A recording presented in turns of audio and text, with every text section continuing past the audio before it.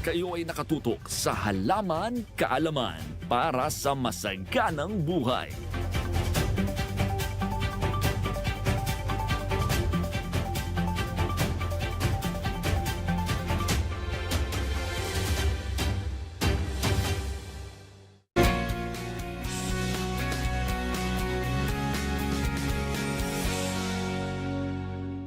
Nagbabalik ang masaganang buhay. Ako po si Merlyson para sa ating Video Plant of the Week.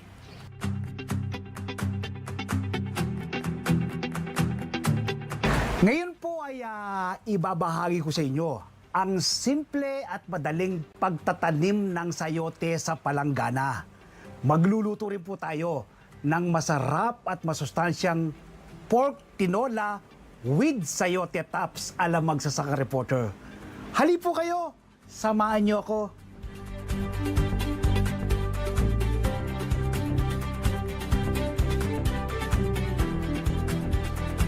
Ang sayote ay mayaman sa iba't ibang nutrients at may mataas na antioxidant compounds na may benepisyong dulot sa ating kalusugan at puno ng mahalagang bitamina, minerals, fibers na kailangan ng ating katawan. Mayroon itong taglay na protina, fats, vitamin C, vitamin B9, vitamin K, vitamin B6, gayon din ang manganese, copper, zinc, potassium at magnesium. Ayon sa mga eksperto, nakakatulong ang sayote sa kalusugan ng ating puso, pagkontrol ng blood sugar, pagkakaroon ng malusog na pagbubuntis, may hatid na anti-cancer effects, nagpapabagal ng pagtanda, nagpapausay ng liver function, nakakatulong sa digestive health, gayon din sa pagkakaroon ng malusog na timbang. Ilan lang po yan sa napakaraming taglay na health benefits sa ating katawan ng sayote. Ngayon, magtatanim tayo ng sayote. Kung kayo nagtatanim ng sayote, yung pong nabibili sa palengke, pwede na pong itanim yan. Ano? Piliin nyo lang po yung maganda. No? Pag maganda po kasi yung ating itatanim, tiyak po maganda rin ang magiging resulta. So, tatanim po tayo ng dalawang sayote. No? Tatanim po natin dito sa ganitong plastic container. Ano? Ito po pinaglagyan lang ng regalo nung Pasko, no? Inilagay po dyan yung mga regalo at binigay po sa akin. Sa halip po itapon ito, gamitin po natin kapakipakinabang, ano? Sa ating garden. So ito pong bawat isang ganito, so isang piraso po ng sayote, enough na po yan, mapapatubo at mapapaganda nyo na po ang sayote sa ganitong plastic container. Ngayon ay prepare natin ang ating plastic container.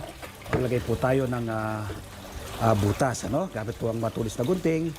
Usupin nyo lang po yan at kapag nakabaon na, ikot-ikot nyo lang po nang sa ganoon ay magkaroon ng butas. Ayan, may butas na po siya, no? Ito sa kabilang gilid naman, mga 5 butas po sa kabuuan nitong plastic container. 2, ito, pangatlo. Ang purpose po diyan, ang butas na yan ay magsisilbi po siyang drainage, no? Ng tubig kapag kayo nagdilig o kaya umulan, ay hindi po malusaw yung ugat ng ating mga tanim na halaman kapag meron pong drainage. Yan. 1, 2, 3, 4. Ito, pang-4 sa gitna. Yung gitna. Yan. Yan ang ganyan. So, yan. Ito siyang butas. So, ito pa yung lupa natin gagamitin. Buwagag na lupa. No? Pinaggamitan ko na po yan. Posibilidad po yan ay wala na, konti na lang yung nutrients. Ano? Dapat i-condition po natin ulit ang ating lupa na pagtatam ng halaman sa pagitan po ng paglalagay ng vermicast. No? Lagay po natin ang vermicast bilang paunang fertilizer ating halaman. Ano? Ang combination po ng kabuuan itong lupang ito ay 60% buwagag na lupa, 20% ay vermicast, at another 20% ay carbonized rice hull. So, kondisyon na po yan, ano? Ating lupa. Yan, nagdagdag natin ang lupa dito sa ating plastic container. Hanggang lihig po itong plastic container ay hanggang lupa. Yan, dapat po ay buwaghag. Ayan, lagyan na natin itong ating sayote. No? Ang pagtatanim po yan, huwag nyo po siyang takpan ng todo. No? Halos nakalitaw po siya. Hindi nyo lang po ng ganito. Ayan. Tapos ay takpan lang po ng bahagya. So, kumbaga saan po, nakalitaw po yung kalahati. No? Hindi po nakatakip ng todo. Kapag tinakpan nyo po kasi ng todo dyan, malulusaw po itong ating sayote, no? Ating itinanim. Dapat po ay nakalitaw yung kalahati. Nakapahiga po siya, no? Palapad po yung pagkakalagay. Okay, pagkatanim ay didiligan lang po ng ganito. Spray-spray nyo parang ganyan, no? Tuwing umaga, spray nyo lang po hanggang sila ay tumubo. Huwag nyo pong pakadiligan nang sa ganon ay hindi po agad tumigas ang lupa hanggang sila ay tumubo. No? Huwag nyo muna pong direktang paarawan yan. Lagay nyo muna sa isang lilim na lugar hanggang sila ay tumubo o mag-sprout.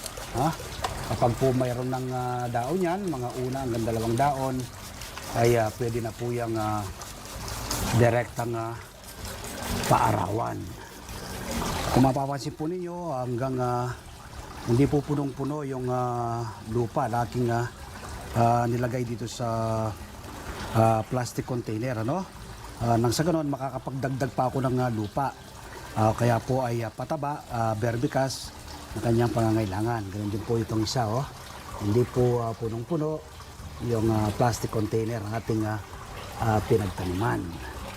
So ito po ang ating 2 bagong tanim na sayote. After 5 days, so yan na po, meron na pong dahon, ano? Ay, nakausbong na pong dahon itong ating tanim na sayote. Yan po, 5 days old na sayote. Itong isa, ay ito naman. Yan, meron po siyang nakausbong na daon. Ating mga tanim na sayote. 5 araw mula sila ay maitanim dito sa plastic container na ito. So ito na po yung 15 days old natin na tanim na sayote sa ano tong tawag dito, pinaglagyan po ito ng ng prutas. Ayan naman po yung isa, oh. Yan, binalag ko na po, no? Lagyan ko na dito sa ating balag. Nagsimula na pong gumapang. Yan, no? Agapang na siya. So ngayon ay magdadagdag tayo ng vermicast, dagdag na pataba, no? Ito po sa kanyang gilid. Pwede na rin pong takpan ngayon yung mismong sayote nating tinanim. Ayan po, oh. Pag ganyan po ay hindi na po yan malulusaw. Dagdag tayo ng lupa dahil limited lang po kasi yung lupa, no? So lalagay tayo ng pataba. And then itong lupa, no? Ating yan. So habang lumalaki po yan, dagdag lang po kayo ng lupa, no? Lagyan nyo po ng vermicast para yung kanyang bulas na yan manatili po siyang malusog. Yan. Isa naman lalagyan ng bagong pataba na vermicast. Tatakpan na po natin yung mismong ating itinanim, no? Safe na po yan, hindi na po yan malulusaw. Ay malaki na po yung ating itinanim sa sayote, gumagapang na. Yan, bukod po sa vermicast, maglalagay din po tayo ng lupa. Ayan. Yun. Habang lumalaki po ngayon yan, dagdag lang kayo ng dagdag ng lupa hanggang mapuno po itong ating pinagtaniman na to. Yan. Ito nyo po, malaki na, no? Yan na po yung kanyang time na siyang bumaging. Ito na po yung ating mga tanim na sayote, ano? 2.5 months old po mula ng aking may tanim. Pinagapang ko po sa balag na aking ginawa. Ngayon po ay napakalusog po at pwede nang humarbest ng talbos. So yan po yung ating mga tanim na sayote, no? Sa palanggana. So yan. Ang lulusog po nila, no? Atin na dyan po, green na green, ano? Ibig sabihin po ay sapat po yung nutrients na nakukuha ayon sa kanilang pangangailangan. Yan. Grabe, ang ganda. Sayote na itinanim ko sa timba. Atin niyo po yung kanyang tapso, yung kanyang talbos. Napaka lulusog. Magtanim din po kayo ng sayote. Simpleng-simple pong alagaan at patubuin. Ganito po pamamaraan ay pwede nyo pong gayain, ano? Wala kayong enough space sa Metro Manila kayo nakatira. Ito po ang gayain po ninyo. Ngayon po harvest ako ng kanyang talbos o itong kanyang tops, ano? Napaka taba po. So ito po yung kanyang pinakatalbos, no? Doble po pakinabang sa sayote, ano? Bukod po sa bunga, ito pong talbos niya ay napakasustansya. Yan. Yun. Ito pa. Lahat po ng talbos ay natin. Ano lang po ito? Mura lang, ano? Yan. Yan, natin niya po yung kanyang talbos, oh. Yan. Ayun. Ito. Yan, natin niya po, oh. Yan. Ito din.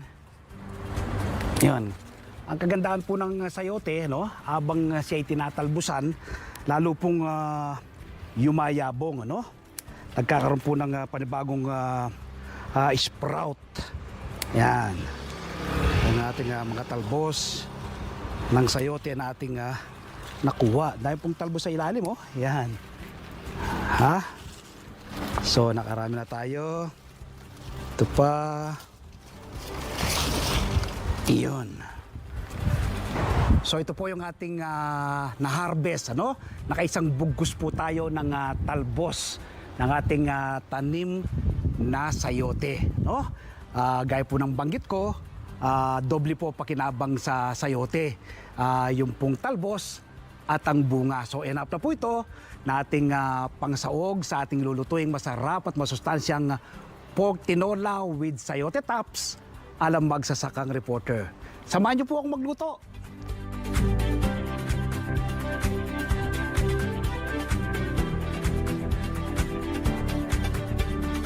Ito po yung kumpletong sangkap ng ating lulutuing masarap at masustansyang pork tinola with sayote tops sa Lamagsak Reporter.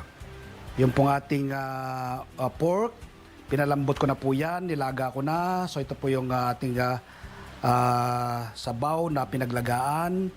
Tapos yung ating bida, sayote tops. Yan po, talbos ng sayote, bunga ng sayote, mantika, bawang, sibuyas, luya, tapos patis, asin, paminta, at pork cubes. So yan po ang kumpletong sangkap. Yan. Lagyan natin ng mantika. Alright. Yan, may ng mantika. Sunod ay ang luya, no? Pag po kayo nagtitinola at naggigisa, dagdagan nyo po yung luya, no? Para malasa at masarap. Tsaka siyempre po, napaka-healthy ng luya. So, ano yun po natin, lutuin natin bagaya, medyo ma-brown-brown, ha? Ating luya. No, dayang sibuyas. Yan. Dapat ay lutuin din po natin bahagya ang sibuyas. Sunod ay ang bawang. Yan. Lutuin natin at lutuin din bahagya ang bawang. Sunod na natin ang ating pork.